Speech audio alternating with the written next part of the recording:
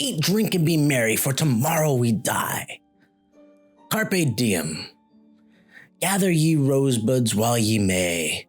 Old time is still a-flying, and this same flower that smiles today, tomorrow will be dying. What all these sayings have in common?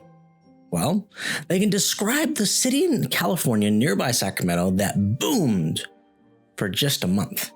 The people knew it wouldn't last, but at the time, Sacramento was uninhabitable. So they did the most American thing there is and shook off the mud off their boots, rose to the occasion, and made the most out of a bad situation. What city am I talking about? Hoboken. And this is no joking. My name is Ricky, and this is Ricky's Historical Tidbits podcast. Now, let me tell you the short story of Hoboken, the city that seized the day. Sacramento, California is a city at the confluence of two rivers, the Sacramento, for which it is named, and the American. Back in the early days, Sacramento was prone to flooding during the winter because of those rivers. In fact, back in 1850, Sacramento experienced a nasty flood that caused all kinds of damage, so the mayor decided a levee needed to be built. At the same time, a ferryman named Samuel Norris, who owned the Del Paso Grant, decided to try to create a town nearby, naming it Norristown. If you know where Sac State is, that's basically where it was. Now, unfortunately for Mr. Norris, nobody cared for his town. If you could build it, they will come, didn't really apply for his efforts. But eventually, in March of 1852, the rains came and a levee broke. A bunch of bridges were destroyed, and Sacramento was kind of cut off from the rest of society for a while, which was a really bad thing because Sacramento was basically the grocery store for the rest of Northern California, leaving the miners and other people living in NorCal without food and supplies. Things kind of went back to normal during the summer, though, so all was well. Then a fire broke out in November where modern-day Old Sac is, which, by the way, Old Sac was the financial district, so imagine, Wall Street burning down. That's basically what happened. Of course, the city started to rebuild, but making sure to use fireproof material this time. But within a month of the fire, the rains came, and they kept going and going and going until another levee broke.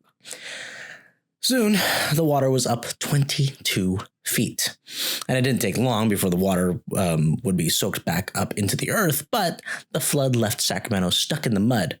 It was said that the mud was 3 feet thick in some parts, which, as you could imagine, made it pretty much impossible to go through with horses and wagons.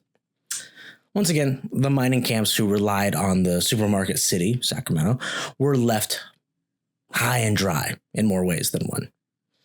Lots of people had some sort of stash in case, but it ran out fast. Some sold what extra they had at insane prices, like flour for 50 cents a pound, which in today's money is $20 a pound. Potatoes, 25 cents in today's money, $10 a pound.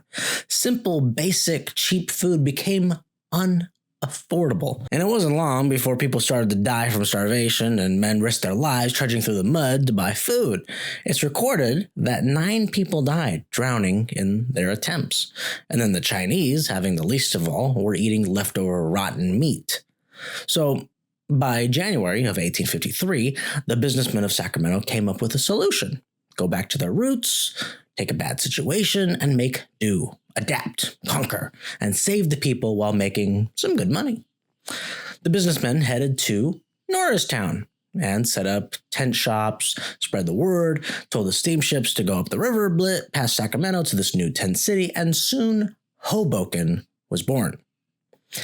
200 canvas houses, 5 saloons, 6 bed and breakfast, 24 general stores, 3 bakeries, 4 restaurants, 3 cigar stores, 3 dry goods stores, a few banks, 2 hardware stores, and even some bookstores, an auction place, a dentist, a meat market, and a barbershop, and a blacksmith. If you're a local Sacramentan, then you'll get this reference. It was as if Denios was a full-on city. Denios is a giant flea market, if you don't know. This new town was about half mile long down the river where modern day Sac State is, and they made so much money. Gold shipments in just the first 2 weeks were over $1 million. Just one of the general stores loaded up 15 teams, think of them like semi-trucks, in a single day. So times that by at least 25, and you'll get the idea of how absolutely massive this all was. Of course, just like any other place, there was crime and other things, so the people elected a government. The mayor being one of the saloon-keepers of Hoboken, who made his bar the city hall. And in his inaugural address, he told the people that Hoboken is a great opportunity to make some dough, but it's not going to last. It's all temporary, and they'd soon be back to the metropolis, Sacramento.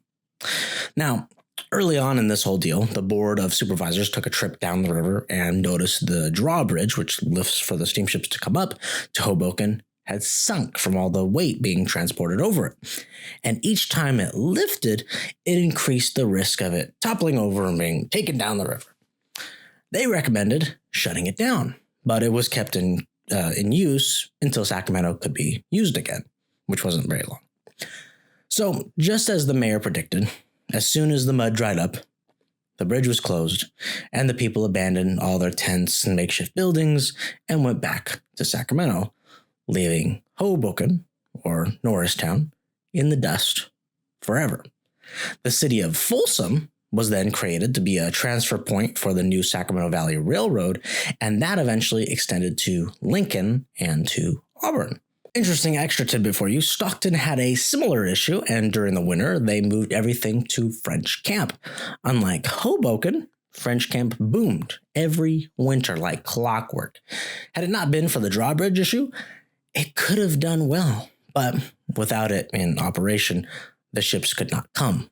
As for the little tagline, Hoboken and this ain't no jokin', that came from an advertisement by some dentist. The words were actually, give me a call up at Hoboken and there you will find this is no jokin'. Something strange about Hoboken, though, is that there's a city today called Hoboken in New Jersey. And one of their taglines is Hoboken, no jokin'. I looked into it, and Hoboken in Jersey came first. And then in 1846, the first official baseball game ever recorded was played. The baseball game was played at a place called Elysian Fields. Now, that fact might not be all too interesting for you, but get this. In my research of California's Hoboken, a steamer called the Oakland announced an excursion trip from Sacramento to Hoboken and its Elysian Fields on January 15th, 1853, which I find very interesting. Which Hoboken came first with the no jokin' tagline? Was the Elysian Fields advertisement just a coincidence? I don't know. I'll leave that up to you.